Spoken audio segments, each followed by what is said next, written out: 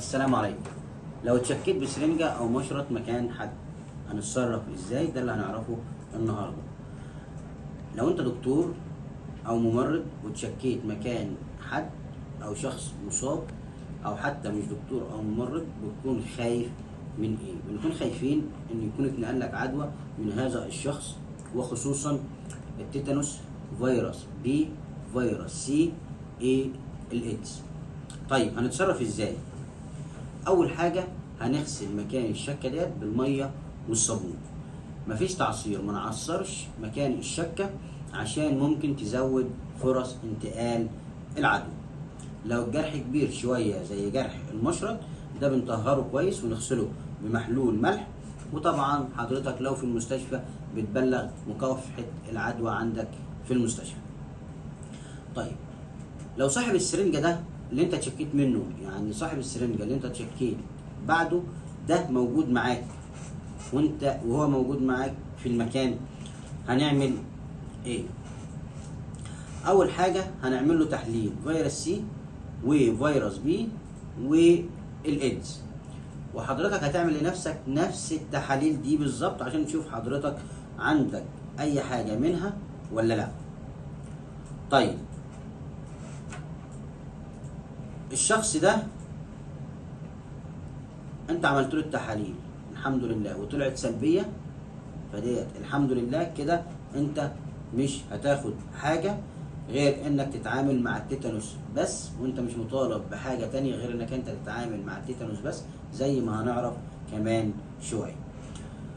طيب لو صاحب السرنجه اللي انت اتشكيت بيها ديت مش موجود او رفض يعمل التحاليل او مشي من غير ما انت تشوفه، هتتصرف ازاي؟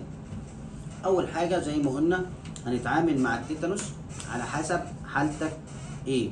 يعني ايه على حسب حالتك ايه؟ يعني لو الشخص اللي اتشك ده بالسرنجه لحد 5 سنين، ده ما بندلوش مصل التيتانوس خالص، لانه بيكون خدها في التطعيمات الاجباريه. طيب لو من 5 سنين ل 10 سنين، اللي بيحصل بياخد جرعه توكسيد واحده، دي بتبقى جرعه منشطه. طيب لو هو اكبر من 10 سنين بيحصل ايه؟ بياخد مصل التيتانوس بالاضافه الى لقاح التيتانوس، اللي هم 3 جرعات من التوكسيد، بيكون ما بين جرعه والتانيه شهر، يعني بناخدها على 3 شهور. طيب ده بالنسبه للتيتانوس. طب فيروس سي، بالنسبه نسبة انتقال فيروس سي من الشخص للتاني نسبة ضئيلة جدا، اللي هي 2%، وللأسف مفيش أي وقاية ليها غير إنك تعمل تحليل في الوقت الحالي تشوف حضرتك اتصبت ولا لأ، وكمان بتعيد التحليل تاني بعد 3 شهور وبعدين بعد 6 شهور عشان تشوف حضرتك عندك إصابة ولا لأ، فتاخد علاج وتبتدي علاج ولا لأ. ده بالنسبة لفيروس سي. طب فيروس بي، فيروس بي نسبة انتقاله من الشخص للتاني من 6 ل 30%. فحضرتك لو شغال في مستشفى المفروض انك انت بتكون خدت التطعيمات بتاعة فيروس بي.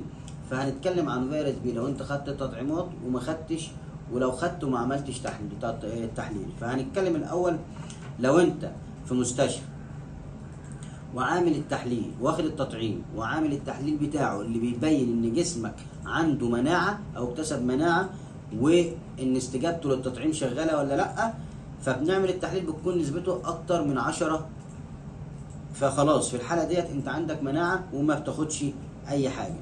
طيب لو انت متطعم بس ما عملتش التحليل اللي بيبين ان جسمك عندك مناعة ولا لا، او استجاب للتطعيم ولا لا، في الحالة دي بتاخد على طول مصل فيروس بي وبتعمل تحليل. لو النسبة اكتر من 10 خلاص ما بتاخدش حاجة. طب النسبة اقل من 10 بناخد جرعة تانية غير اللي احنا قلناها في الاول.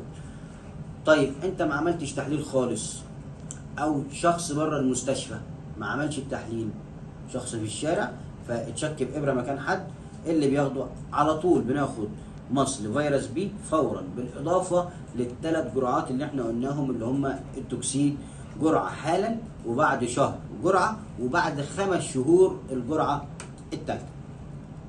ده بالنسبه لفيروس بي. طب بالنسبه للايدز، بالنسبه للايدز بقى حضرتك هتركز معايا شويه في الحته ديت. بالايدز بيتقسموا لحاجتين. الاكسبوجر كود والاتش اي في ستيتس كود. يعني الشخص اللي اتشك ده بنقول عليه اكسبوجر كود اللي هو اتعرض للشك. انما الاتش اي في ستيتس كود ده بيخص العيان صاحب السرنجه او صاحب المشرط اللي انت اتشكيت مكانه او وراه. بتتقسم ازاي؟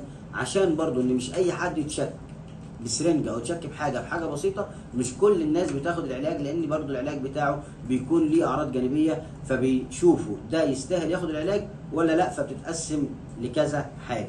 كود 1 ده لو خدش بسيط او سرنجه ما فيهاش دم ومش ملوثه فبيتقسم لكود 1. طب كود 2 جرح كبير مكان مشرط مثلا، او سرنجه ملوثه فيها افرازات وفيها دم، وزي ما قلنا لو جرح مشرط كبير بيبقى كود 2. طب كود 3 لو انت اتنقل لك دم لشخص مصاب دي بيعملوها كود 3. ده بالنسبه للاكسبوجر كود. طيب الاتش اي في ستيتس كود لو الشخص ده مش معروف هو عنده ولا لا ومش معروف عنه حاجه فبتبقى انون، بيبقى الكود بتاعه مش معروف. طيب الكود 1 قلنا ده بيخص المريض صاحب السرنجه. كود 1 ده لو المريض ده عنده الفيروس، عنده فيروس ايه لكن مفيش اعراض والتحليل بتاعه بنسبه قليله، فده بيعملوه كود 1. طب كود 2 لو المريض ده مصاب او صاحب السرنجه اللي انت اتشكيت بيها مصاب لكن موجود عنده اعراض، فده بيسموها كود 2. طيب بيصنفوها ازاي او بيدوا علاج ازاي؟ بيجيبوا الاكسبوجر كود مع الاتش اي في ستيتس كود وبيشوفوا كل كود 1 مثلا وبيوصلوه بالكود الثاني اللي هو صاحب السرنجه او المريض نفسه، وبيشوفوا انهي ياخد علاج. فاحنا عندنا حالتين ما بناخدش فيهم علاج دولت اللي هنقولهم، اللي هم كود 1 من الاكسبوجر كود اللي هو الخدش البسيط او السرنجه الغير ملوثه، لو خدناها مع المريض اللي هو كود 1 في المريض نفسه اللي هو بيبقى عنده الفيروس لكن لا يحمل اي اعراض، فديت ما بياخدش اي علاج. طيب كمان لو احنا خدنا الكود 1 من الاكسبوجر كود اللي هو الخدش البسيط وسرنجه غير ملوثه مع الانون اللي احنا اللي هو مش معروف هو عنده ولا لا، ده برضو ما بياخدش علاج، لان احنا قلنا برضو العلاج ليه اعراض جانبيه كتير وساعات بيبقى فيه ضرره اكتر من نفعه. طيب لو عملنا الموضوع ده وعرفنا التوصيلات واتاكدنا وعرفنا ان هو لازم ياخد علاج، لازم نبتدي جرعه العلاج فورا في خلال فتره لا تزيد عن 72 ساعه، ولازم نعمل شويه تحاليل بعدها عشان نتاكد ان الدنيا تمام ولا لا. ويا ريت النهارده نكون استفدنا من المعلومه بتاعت شكل السرنجه ويكون كل التمريض استفادوا ودمتم سالمين.